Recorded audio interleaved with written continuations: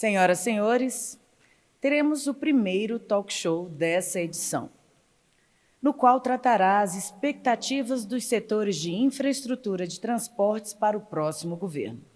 Assim, convido os representantes, o diretor-presidente da Associação Brasileira de Concessionárias de Rodovias, ABCR, Marco Aurélio Barcelos.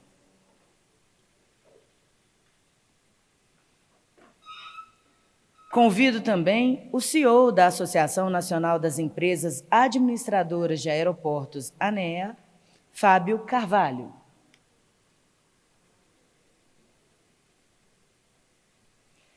E o diretor executivo da Associação Nacional dos Transportadores Ferroviários, ANTF, Fernando Simões Paes. Podem sentar ao centro, os três ao centro. Vamos iniciar esse talk show com um vídeo, mensagem, do diretor-presidente da Associação Brasileira dos Terminais Portuários, ABTP, que não pôde participar presencialmente do nosso debate, o senhor Gesualdo Silva.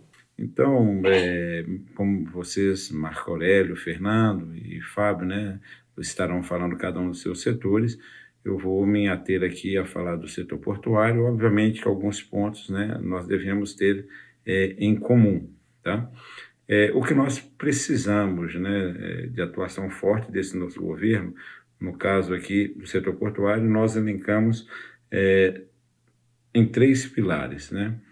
O primeiro deles chama-se a segurança jurídica. O nosso setor ele requer investimentos vultosos todos os anos.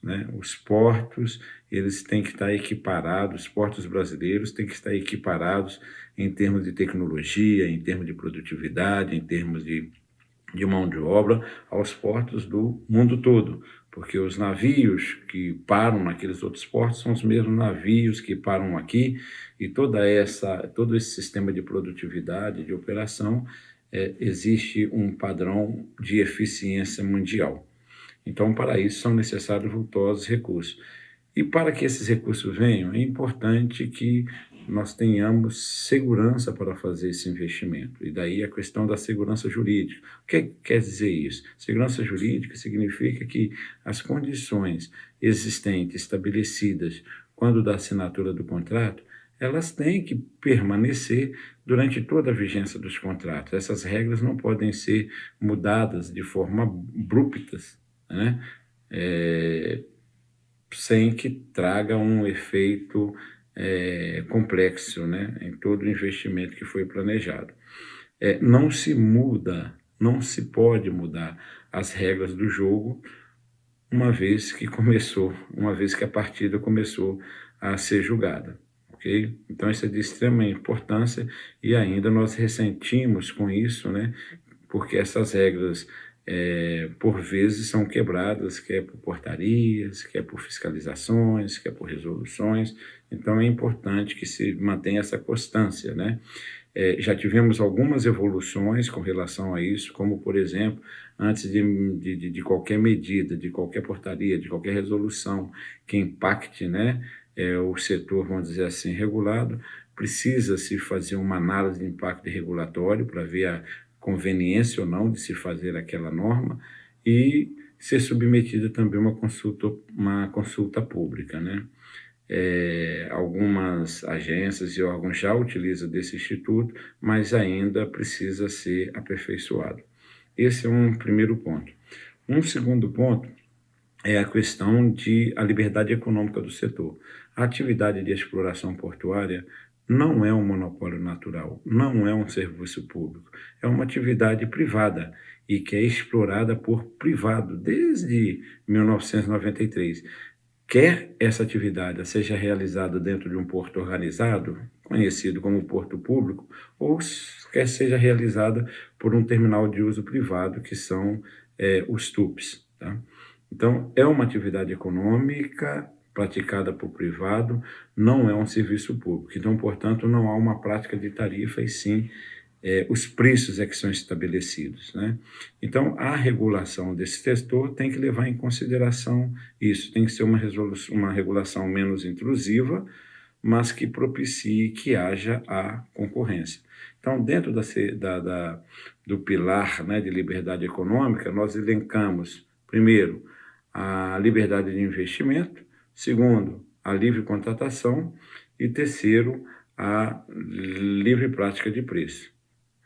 A liberdade de investimento é você poder fazer os seus investimentos quando e na medida que forem necessários para a perenidade dos negócios e na agilidade que for necessário. Hoje a gente ressente ainda, principalmente quem está dentro dos portos organizados, que precisa de uma série de autorizações e às vezes investimentos demoram anos para serem autorizados, né?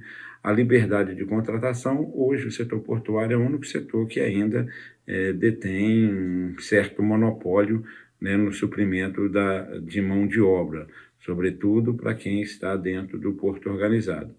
E a livre prática de preço é que existe uma concorrência, né, entre os terminais dentro e fora dos portos organizados e dentro dos terminais também dentro dos portos organizados.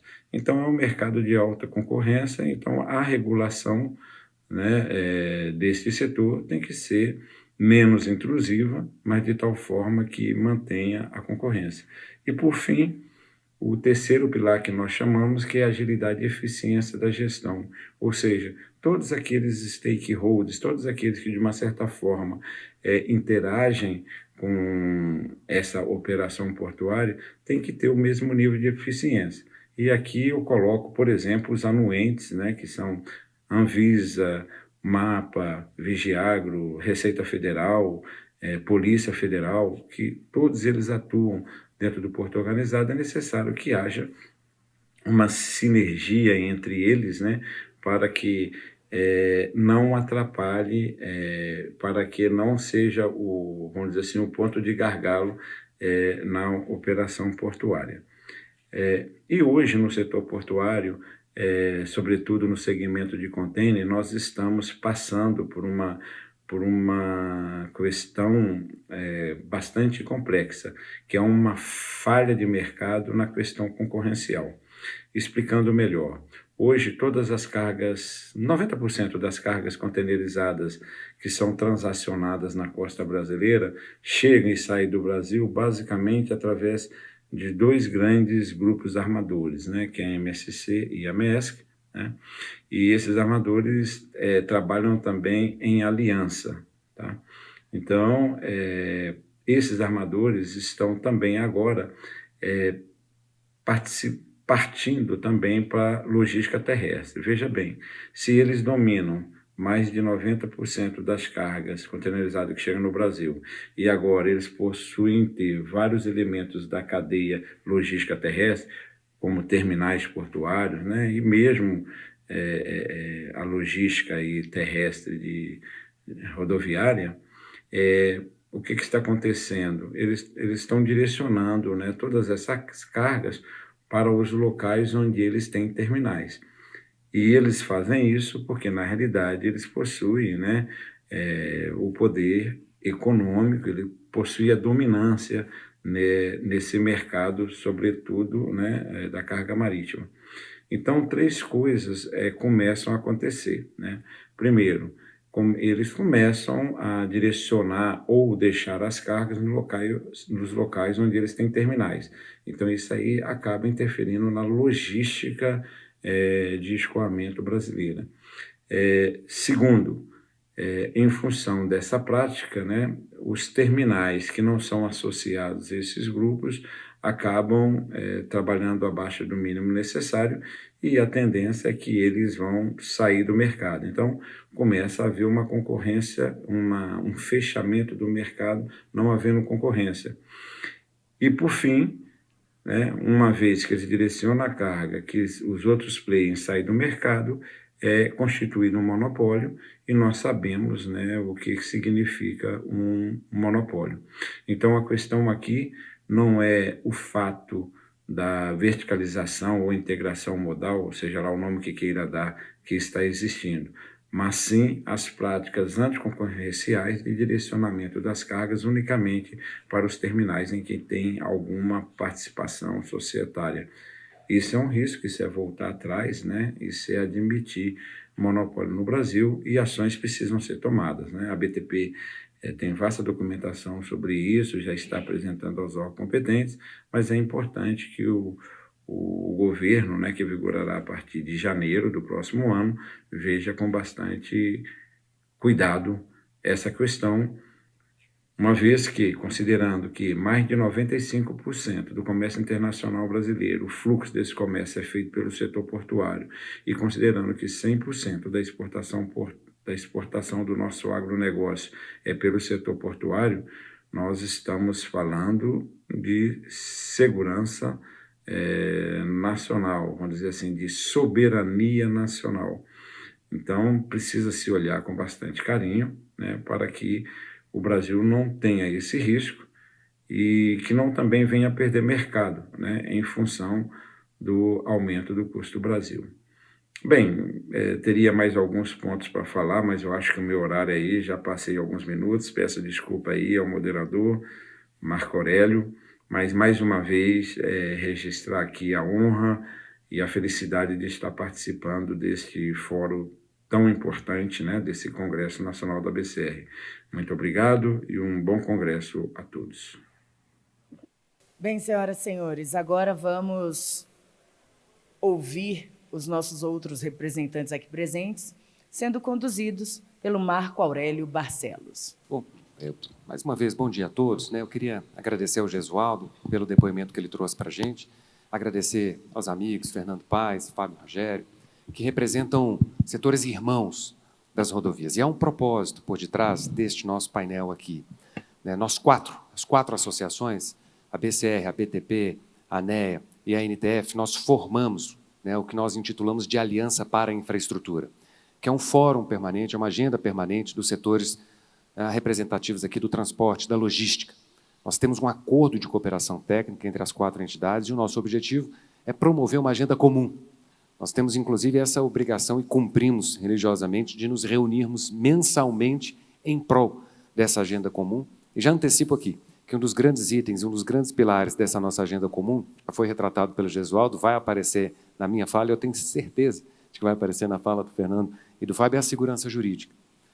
Nós, então, temos condições de intercambiar informações, de nos mobilizarmos em conjunto, e o que nós queremos aqui nesse painel é vocalizar as expectativas que cada um desses setores relevantes da economia tem em relação ao futuro governo, independentemente de quem for. Mas quais são as nossas preocupações em termos da agenda, em termos de problemas que ainda não se resolveram, em termos de melhorias que podem ser realizadas na agenda prospectiva, na agenda do futuro. E por isso, eu queria já passar a palavra para os nossos convidados aqui presentes, reiterando o agradecimento pelas contribuições do Gesualdo, e começo aqui pelo Fábio Rogério, para que ele possa trazer os depoimentos do setor aeroportuário, destacando, né, que o Fábio, até há pouco tempo atrás, era diretor da NTT e também participava, entendia as agruras do nosso setor de rodovias e de ferrovias, né, Fernando? Então, sem mais delongas, Fábio, por gentileza, a palavra é toda sua. Obrigado por aceitar o convite. Marco. Obrigado, Marco. Bom dia a todos, a todas. Primeiro, né, saudar a BCR, Melhores Rodovias, pela realização do evento. Eu acho que estava todo mundo um pouco de saudade de ter um evento como esse, né? Então, antes de tudo, né, um locus muito importante de discussão, muito se produz aqui, né, com essa dinamicidade que é típica da regulação.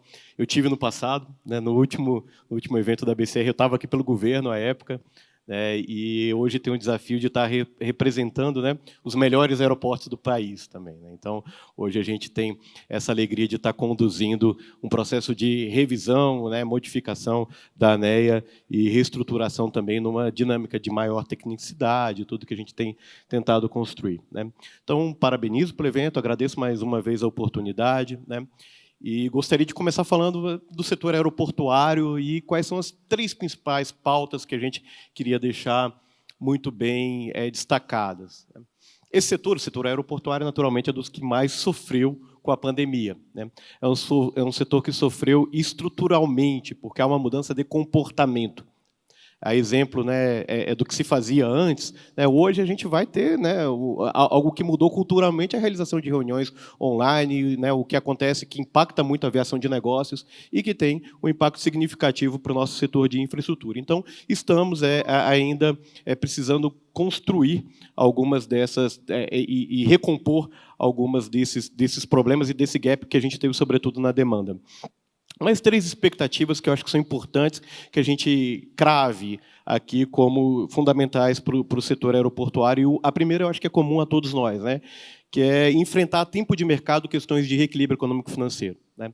Quando eu falo enfrentar a tempo de mercado, não é a tempo de tribunal de contas, a tempo de arbitragem. Reconhecemos que são importantes, reconhecemos a sua utilidade. Por outro lado, né, a demora nessas decisões, quando o regulador começa a depender do que o tribunal vai pensar se eu decidir o reequilíbrio, já está, por definição, equivocado. Né? E pior do que uma decisão que você pode ainda discutir, ou seja, uma decisão que sai, que ainda exige, ainda permite uma discussão, é uma não decisão. E muitas vezes a gente é impactado por demora excessiva na edição, na revisão e na identificação de pleitos de reequilíbrio econômico-financeiro. Naturalmente, isso é uma questão de subsistência, importa muito. Um segundo, eu acho que muito importante, já houve uma evolução, mas precisamos evoluir mais, é na discussão da alocação e partilha de riscos e resultados. Né?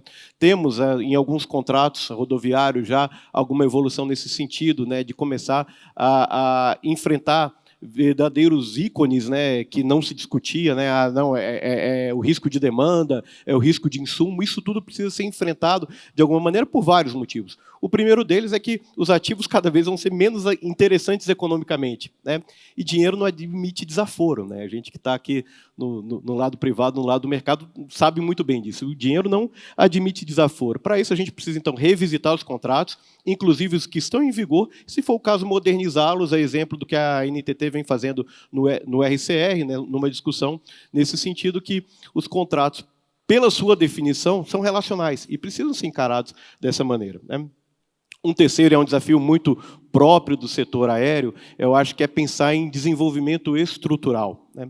Para nós, né, agora representando os aeroportos, mas mais que isso, pensando na aviação civil brasileira, o brasileiro voa muito pouco. Não faz sentido que pessoas passem 12, 24, 36 horas no ônibus para se deslocar de um ponto ao outro. A gente precisa fazer esse deslocamento por avião, né? É um modo de transporte mais adequado. E aí, para isso, a gente vai precisar revisitar alguns temas que são polêmicos. Né? Um que, para a gente, é muito sensível é a questão do custo do querosene. Né? O custo do petróleo, quanto que se paga. Né? É meio difícil e a gente vai precisar equilibrar essas contas, né, no sentido de que, por um lado, temos que ter uma economia de mercado que respeita o preço internacional, por outro lado, não pode fazer sentido que a empresa estatal, na relação lucro sobre receita que a gente tem no país, seja a segunda do mundo, né, que tem a maior relação lucro-receita, com uma capacidade de pagamento muito baixa da população brasileira e, com isso, né, fadando as pessoas a ter uma dificuldade maior de viajar. Né. Então, se eu precisava falar um pouco de 3 demandas específicas do setor, são essas. Tempo de mercado nos reequilíbrios econômicos e financeiros, partilha de riscos e resultados e revisitar a discussão de risco, sobretudo, e também pensar em desenvolvimento estrutural, não apenas de pautas muito pequenas. Eu digo isso porque, muito embora, eu estou falando aqui de combustível, é uma pauta das companhias aéreas, mas, ora, se o brasileiro voa mais, eu tenho mais pouso, mais decolagem, os aeroportos também ganham mais. A gente precisa pensar nessas estruturas de maneira de rede. Mas, além disso, né, eu quis me reservar o direito aqui de falar o que não deve ser feito, o que não pode ser falado. Recentemente fiz um artigo, saiu até na agência Infra, que eu vou pegar emprestado para agora comunicar alguns desses pontos que eu acho que, mais do que o que a gente quer ouvir, também é importante dizer o que a gente não quer ouvir, o que a gente não pode mais ouvir. Né? A primeira dessas frases seria o seguinte, né? Isso aqui é um projeto do governo anterior, né? Não vamos mexer com isso aqui, não quero continuar. Ora, política de infraestrutura é política de Estado. A gente não pode, em razão dessa alternância de governos, a alternância da configuração dos governos, estar reprogramando o que se vai fazer. Os instrumentos de planejamento setorial, os instrumentos de planejamento de transportes existem, precisam ser respeitados sob pena da gente estar fadando ao fracasso aquilo que foi planejado e, né, falando de segurança jurídica, também destruindo o conceito de segurança jurídica e, com ele, outros dois conceitos importantíssimos, da estabilidade e da previsibilidade que vem com uma carteira. Uma segunda frase que eu acho que a gente não pode admitir ouvir, né? Aquela história, olha, precisamos acomodar aqui uns parceiros importantes na campanha em cargos públicos, né? Por favor, isso não tem mais espaço para isso. A gente precisa desse profissionalismo no setor público. Agentes políticos, eles são importantes, são necessários, mas ocupando cargos e posições políticas. Posições técnicas devem ser reservadas aos técnicos, para que os técnicos façam o melhor trabalho e entreguem os melhores resultados para a sociedade.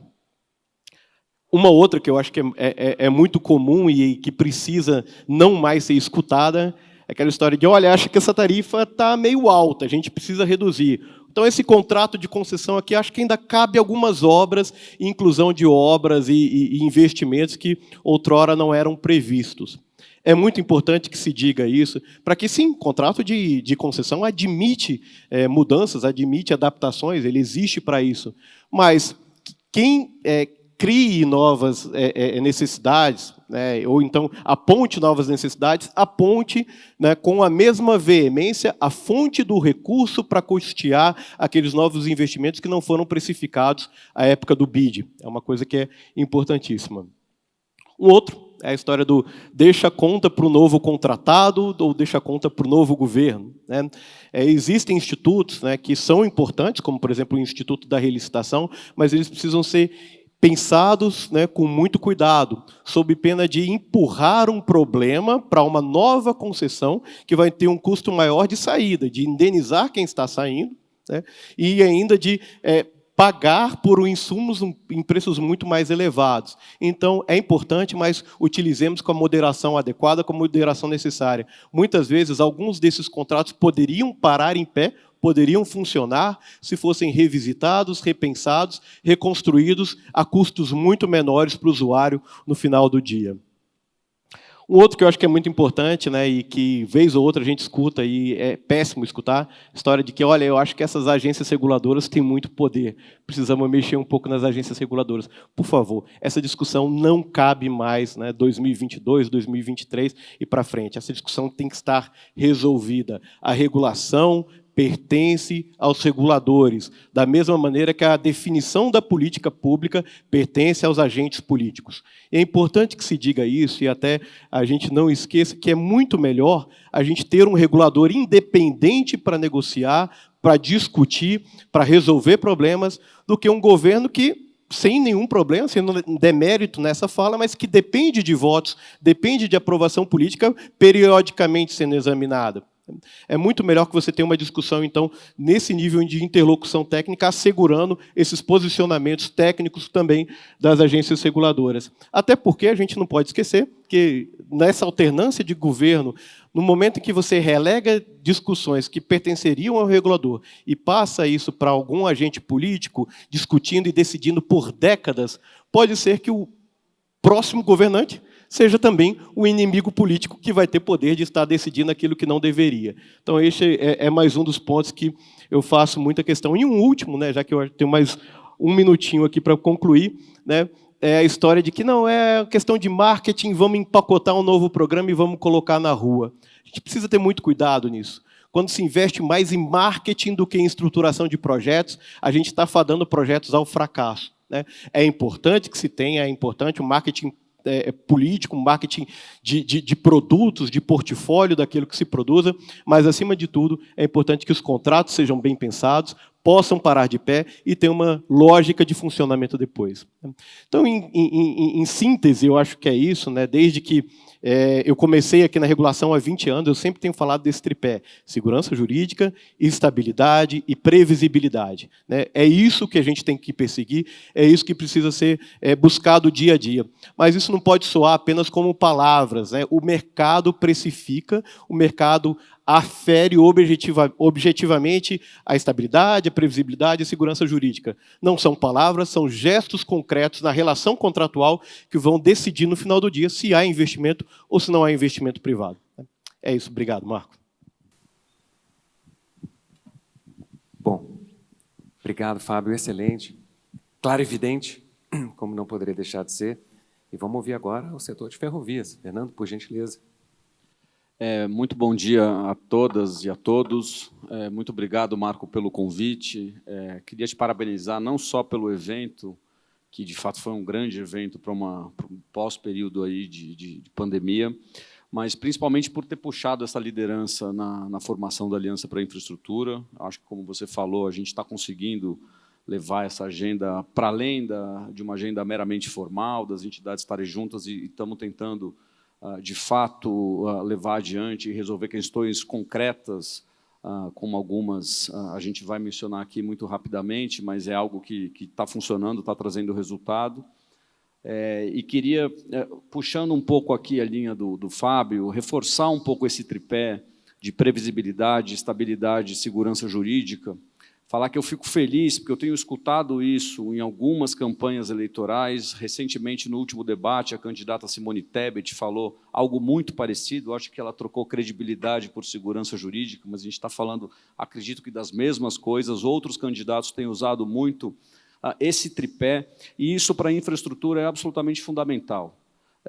Muito mais, talvez eu me arrisco a dizer, para a infraestrutura ferroviária, porque a gente está falando aqui de um setor de longa maturação de investimento nos projetos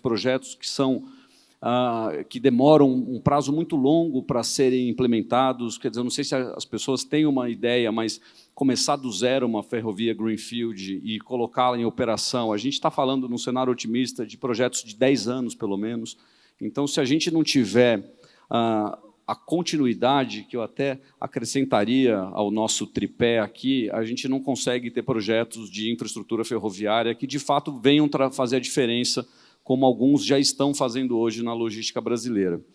E aí a gente precisa pensar um pouco na política pública, na política de Estado. Hoje, o grande carro-chefe do setor ferroviário, aquilo que já está trazendo investimentos, ganhos logísticos, geração de empregos, construção de novas ferrovias, é a agenda das prorrogações antecipadas, que é uma agenda que foi lançada em 2015, portanto, ainda no governo Dilma Rousseff. É uma agenda que foi recepcionada e foi aprimorada pelo governo Michel Temer com o PPI. Marco Aurélio, acho que foi também um grande contribuidor, junto com o ministro Tarcísio, que pegaram esses projetos e deram uma robustez necessária para que eles pudessem, de fato, enfrentar o grande escrutínio, não apenas na NTT, mas também no Tribunal de Contas da União. E essas renovações aconteceram. A gente teve primeiro a Malha Paulista, da Rumo, que já está fazendo investimentos pesados em São Paulo, e vai mais do que dobrar a capacidade de uma ferrovia que conecta ao Porto de Santos, não só ao estado de São Paulo, mas a região centro-oeste do estado, a Malha Norte, que vai até Rondonópolis, a Ferrovia Norte-Sul,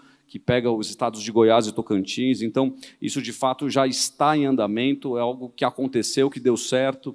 Na sequência, tivemos as renovações das ferrovias concedidas à Vale, e eu acho que a grande vantajosidade, para usar um jargão da própria legislação que o TCU usa muito, é a construção da FICO, da Ferrovia de Integração Centro-Oeste, que vai ligar o leste do Mato Grosso, conectar a Ferrovia Norte-Sul, uma região que é uma região muito pujante, uma região que tem um potencial enorme para ampliar ainda mais a sua produção de grãos, principalmente, e é uma região, ao mesmo tempo, extremamente carente de infraestrutura, inclusive de infraestrutura rodoviária. Então, e agora tivemos recentemente a assinatura do contrato de renovação da MRS Logística, a MRS que tem uma questão muito interessante na renovação, que é uma ferrovia, sempre foi uma ferrovia muito vocacionada para o transporte de minério de ferro, mas o plano de negócio prevê o investimento no transporte de carga geral. A MRS, que é uma ferrovia extremamente estratégica do ponto de vista geográfico, porque conecta as regiões metropolitanas de São Paulo, Rio de Janeiro e Belo Horizonte, ferrovia que também acessa o Porto de Santos, e a meta prevista no plano de negócios é empatar a conta minério, carga geral. Daqui a alguns anos a gente vai ter uma ferrovia transportando também grandes quantidades de contêineres, enfim, e fazendo esse trabalho complementar com os modais rodoviário, com o modal aeroviário também na carga um pouco menos, mas enfim, mas também vejo essa complementaridade, e com os portos também. Temos ainda aqui na fila, dentro desse programa de renovações, a Ferrovia Centro-Atlântica do Grupo VLI, que já passou por audiência pública, que já está um pouco mais avançada, e a nossa expectativa, e estamos trabalhando, é para que ela seja submetida ao Tribunal de Contas da União ainda esse ano, e também qualificada pelo PPI. Temos a Malha Sul, que, assim como a Ferrovia Centro-Atlântica, são as duas ferrovias mais extensas do Brasil, com quase 7.000 quilômetros de extensão, ferrovias absolutamente estratégicas para as regiões por onde ela passa. Então, esse é o grande programa que está trazendo frutos no setor ferroviário. Como eu falei, se tornou uma política de Estado, e a nossa expectativa para o próximo governo, independentemente de qual governo seja esse, é que seja dada uma continuidade para aquilo que está dando certo. E essa agenda certamente está dando certo. Temos uma outra agenda nova no setor ferroviário, que decorre de uma legislação aprovada no final do ano passado, que criou um novo regime de exploração das ferrovias, que é o regime das autorizações. Hoje em dia, a ferrovia no Brasil só opera por concessão, e a gente tem aí a possibilidade de ferrovias autorizadas pela União. Alguns estados também tomaram essa iniciativa, como Minas Gerais, como o estado do Mato Grosso, e criaram suas próprias legislações.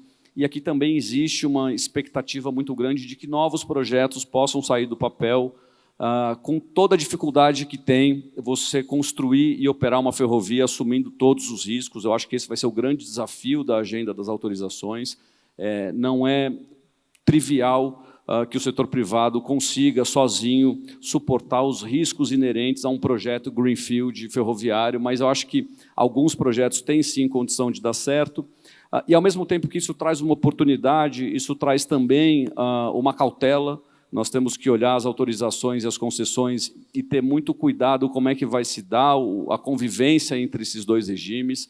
A gente tem que preservar as concessões, porque, além da gente estar falando de ativos públicos federais, a gente está falando daquilo que, de fato, opera no Brasil. Hoje, as ferrovias, as cargas todas transportadas por ferrovias são transportadas por concessões federais. Então, é importante que a gente tenha cuidado para que um novo regime não venha a prejudicar de forma desigual as concessões. Tanto é que a própria legislação prevê a migração das concessões para o regime de autorização, quando houver uma concorrência entre uma autorizatária e uma concessionária.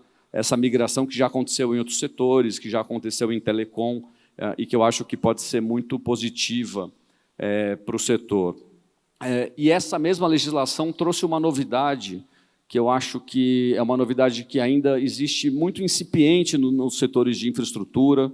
Certamente existe mais na área de energia, mas é a autorregulação, que é uma previsão da lei. A gente tem conversado sobre isso também na Aliança para a Infraestrutura, que permite aos concessionários, autorizatários, que criem as suas próprias regras, desde que a gente esteja falando, claro, de regras operacionais, regras que sejam técnicas, que tenham ligação com segurança, com engenharia.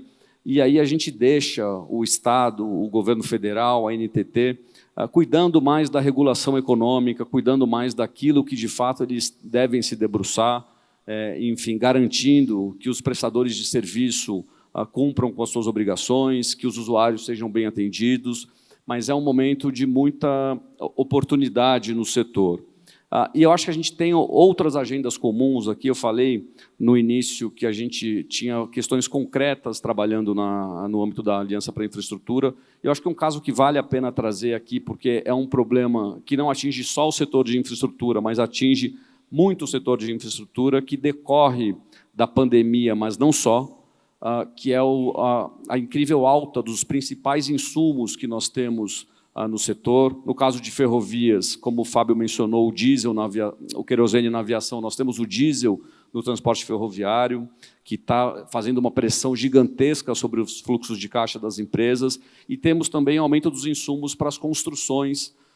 Lembrando que as ferrovias que renovaram o contrato têm ambiciosos planos de investimento que devem ser cumpridos com um cronograma muito duro, e, ao mesmo tempo, a gente vai precisar discutir com esse governo, já estamos discutindo, mas certamente com o próximo governo, porque esse é um assunto que ainda vai perdurar pelos nossos estudos, né, Marco, que a gente fez por algum tempo, mas a gente vai precisar ver como é que a gente equaciona esses contratos, como é que a gente equaciona esses investimentos, considerando que, no nosso caso de ferrovias, o cimento e o aço tiveram uma explosão de custo muito acima do IPCA, muito acima do IGPDI, que são os índices tradicionalmente usados para reajustar os nossos contratos de concessão ferroviária.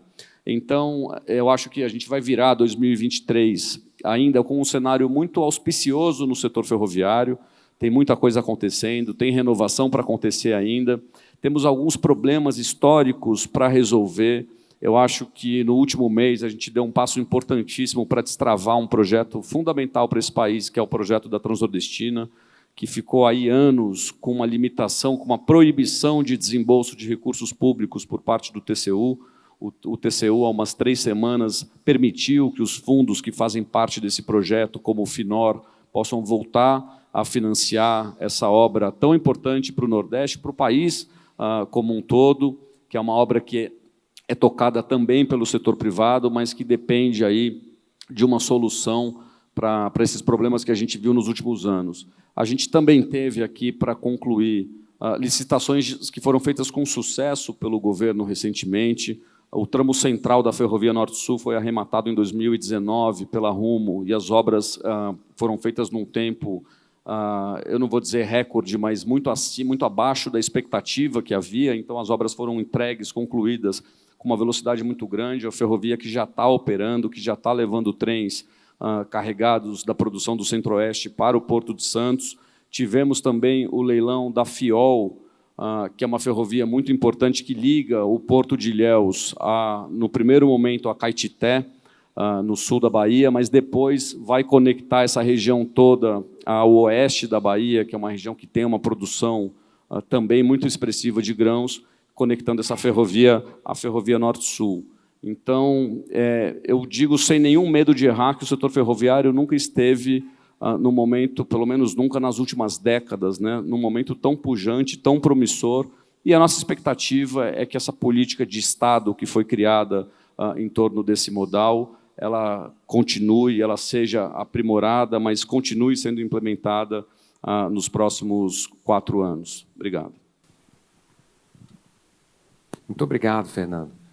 E interessante, né? Importante reconhecer essa pujança também do setor ferroviário, que é de grande mobilização de capital, capital intensivo, como, de resto, todos os 4 setores que estão representados aqui. Sobraram as rodovias. Eu poderia dizer, chancelo, que os meus colegas fizeram, passemos para o próximo painel. Mas, talvez aqui, para reforçar as mensagens, eu dividiria 5 grandes temas que são importantes aqui para nós no setor rodoviário e que convergem. A gente está falando aqui de investimento pesado, investimento de longo prazo, em projetos, em frentes estruturantes para o desenvolvimento econômico. Quais seriam essas 5 expectativas, essas 5 mensagens, se a gente pudesse dizer assim, do setor? A primeira delas, invariavelmente, é a segurança jurídica. Tem como se trabalhar com investimento de longo prazo se não existe a segurança jurídica?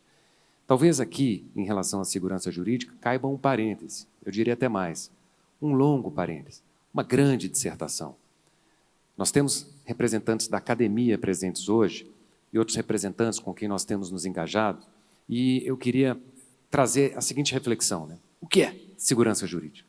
Teremos um painel amanhã com ministros do TCU, do Supremo Tribunal Federal, para ventilar esse assunto. Mas eu já quero antecipar, nesse parêntese, esta reflexão. O que é segurança jurídica? Para quem é da área do direito, como eu sou, a gente, quando senta no banco da faculdade, tem de enfrentar a primeira grandiosa pergunta, né, da nossa área de conhecimento. O que é a justiça? E é uma pergunta sem resposta. A segurança jurídica é uma pergunta tão desafiadora e ampla como o que é a justiça. Mas a segurança jurídica precisa ter resposta.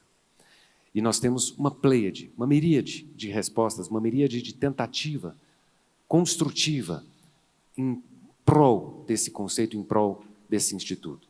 O professor Karnal falava agora há pouco, né, de forma muito refinada, sobre comportamentos, também sobre conceitos que eles resvalam no nosso senso comum. Ele falava sobre a questão da ética, e isso precisa perdurar no tempo. Aliás, quem é ético perdura no tempo. Na realidade, né, mutatis mutandis, ele dizia que mentira tem perna curta. O que isso tem a ver com segurança jurídica? Que no senso comum a gente também consegue identificar uma visão, um sentimento que consegue traduzir o que significa a segurança jurídica. Então, sem grandes refinamentos, segurança jurídica significa o combinado não sai caro. Combinado não sai caro. Logo, precisamos combinar bem e precisamos seguir as regras do jogo. Gesualdo falava, Fábio falava, Fernando falava. Isso é a segurança jurídica. Essa regra, todavia, pode ser infringida por múltiplas formas. Nós temos a insegurança jurídica no seu nível hardcore, no seu nível extremado. Então, nós temos autoridades dirigindo tratores e avançando, no caso das rodovias, contra praças de pedágio. Isso chega a ser caricato, mancha a reputação do país. Isso reverbera mundo afora. Mas a gente pode ter essas situações extremadas, podemos ainda ter outras situações extremadas, eu vou me permitir citar esse caso, geograficamente superposto, embora aqui não quero dizer o nome de nenhuma entidade envolvida, mas acabamos de ter a aprovação de uma lei em um estado da federação proibindo a instalação de radares móveis nas rodovias concedidas. No momento em que falamos sobre segurança rodoviária, nós temos, em razão da aprovação dessa lei, que foi vetada acertadamente pelo governador e cujo veto foi derrubado pela Assembleia correspondente. Nós temos, em razão dessa iniciativa legislativa, a decretação da sentença de morte de usuários que trafegarão no futuro por essas rodovias. Pessoas vão morrer, ainda não sabem, mas pessoas vão morrer em razão dessa inventividade do legislador. O que eu quero dizer com isso? O que eu quero dizer com esse exemplo? Que a insegurança jurídica ela pode ser refletida nessas hipóteses extremadas. Nós vamos derrubar as praças de pedágio, nós vamos ter aqui uma grande criatividade legiferante que afeta o comportamento dos usuários, que impacta a operação, o funcionamento das rodovias, e podemos ter o que na doutrina internacional se chama de creeping expropriation, que é a expropriação subreptícia, que é aquela insegurança jurídica que vem pelas beiradas, que vem em pequenas mordiscadas, pequenas mudanças do contrato, atrasos em relação a eventos simples, reajuste tarifário, uma resposta da agência reguladora, há múltiplos prismas, múltiplas visões pelas quais a gente pode reconhecer a segurança jurídica. Está na hora de falarmos sobre isso. Então, temos representantes da academia aqui. Comecem a decotar, a recortar o que se entende ou não por segurança jurídica, o que é o combinado que não sai caro. Nós precisamos encontrar uma resposta clara para os nossos interlocutores. E o que eu quero, com isso, reforçar é que, do lado de cá, há grandes expectativas de que a segurança jurídica ela seja um valor, ela seja um pilar da política pública, que ela passe a compor a política de Estado, independentemente do governo.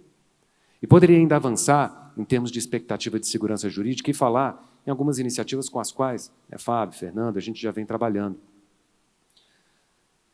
Está na hora da gente exigir, de uma vez por todas, não mais ou apenas, as análises de impacto regulatório, tão importantes para as alterações regulatórias, normativas, mas a análise de impacto legislativo. O legislador, na confecção das leis, precisa pensar nos prós e nos contras. Quem ganha, quem perde, quem paga a conta. Se o combinado sai caro, se o combinado sai barato. Nós temos uma iniciativa na Aliança para a Infraestrutura de pensarmos na proposição de uma PEC, que exige essa racionalidade crítica do legislador, que exige uma mínima fundamentação em termos das iniciativas que são sustentadas hoje com base no investimento privado. Análise de impacto legislativo. É um plus, é um prosseguimento da racionalidade, do exercício intelectivo que já é exigido hoje no âmbito das agências reguladoras e que tem o nome de análise de impacto regulatório. Poderíamos avançar em termos de segurança jurídica e falarmos de uma vez por todas num pacto pela infraestrutura.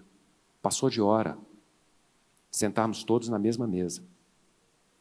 Acabar com os antagonismos. Eu me refiro aqui, regulado e regulador. Eu acho que tomamos importantes passos nessa direção. O discurso do Vitali foi ilustrativo, foi significativo em relação a isso. Ele falou em parceria, mas há outros atores, há outros parceiros que também precisam mirar para o mesmo gol. E é inevitável, sem nenhuma crítica, pelo contrário, sem nenhuma antipatização, pelo contrário, com empatia. É importante trazer agora para essa parceria os controladores. Todos temos o mesmo objetivo, o mesmo gol, A gente quer ou não quer o desenvolvimento do país? A gente quer ou não quer a ampliação da infraestrutura? Aos representantes dos candidatos que estão aqui, germinem essa ideia. Vamos sentar à mesa. Vamos construir de uma vez por todas, porque essa iniciativa já foi intentada no passado. Pacto pela infraestrutura, com diversos interlocutores. Eu falava que temos um tema estruturante que é a segurança jurídica, mas eu vou me permitir apontar mais outros 4 temas. Os 2 primeiros envolvem a agenda futura. O que significa essa nossa preocupação, essa nossa mensagem, as expectativas sobre a agenda futura? Primeiro, continuidade. Investimento privado em infraestrutura não é uma política de governo, é uma política de Estado. Por tantas vezes já falamos sobre isso e está ocorrendo neste momento. Estamos em plena campanha eleitoral e quando nós ligamos os rádios, a TV, os canais de televisão, os candidatos dizem: vamos investir em segurança, saúde e educação. Está faltando infraestrutura. A infraestrutura tem que ser vista como algo natural, como algo que faz parte de uma política pública bem estruturada e bem desenhada, independentemente do viés ideológico. Portanto, o primeiro item para a agenda prospectiva, continuidade. Continuidade. Que foi, me permitindo aqui esse comentário, um grande acerto do atual governo, um grande acerto do ministro Tarcísio e dos governos que o antecederam.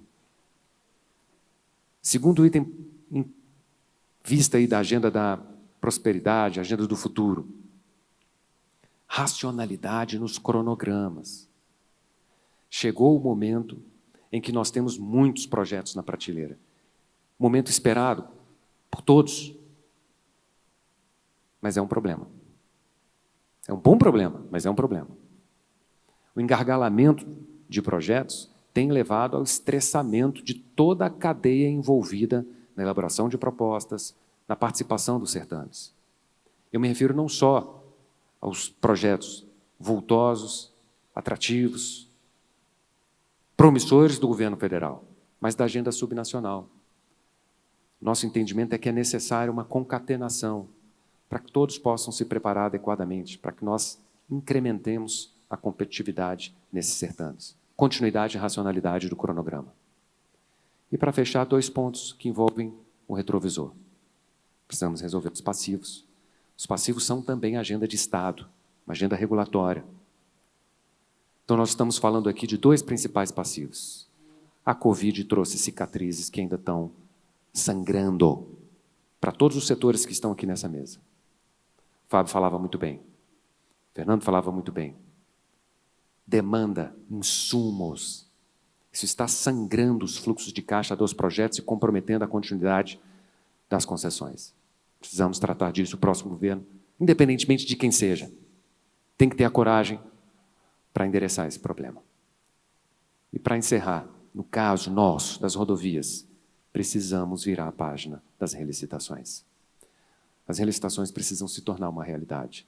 A gente precisa trabalhar nos projetos e, de uma vez por todas, criar o primeiro paradigma para que esses contratos deixem de existir e abram oportunidade, né, para outros contratos, para os acertos que a gente tem certeza de que vai realizar. Então, acho que eram essas as mensagens que todos tínhamos, né, que vocês nos ajudem a reverberar e a fazer com que essa nossa expectativa percole junto aos que estão hoje pleiteando os cargos futuros no âmbito federal, no âmbito estadual, junto aos novos formuladores da política pública de infraestrutura brasileira. Obrigado, Alberto.